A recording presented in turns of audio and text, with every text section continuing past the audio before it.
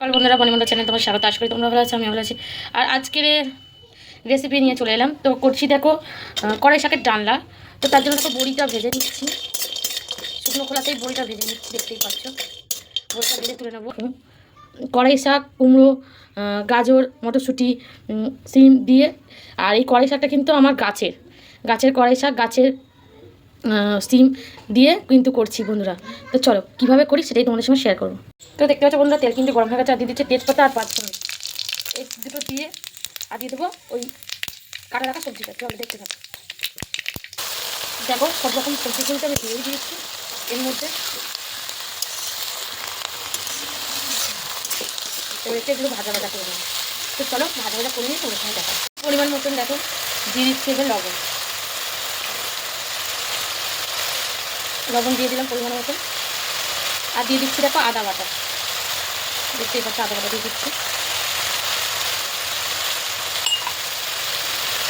আর দিয়ে দেবো হলুদ, অল্প করে হলুদ দিলাম। চলো দেখতে পাবো।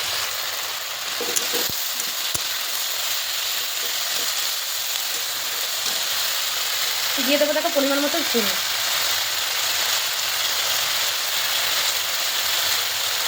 দিয়ে দেবো দেখো জিরে গুঁড়ো,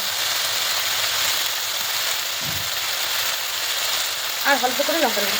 ডানাটা অবশ্যই কাঁচা লঙ্কা দেয়, আমি কাঁচা লঙ্কা দিচ্ছি, দিচ্ছি অল্প করে লঙ্কার গুঁড়ো দিলাম। তো চলো দেখতে হবে।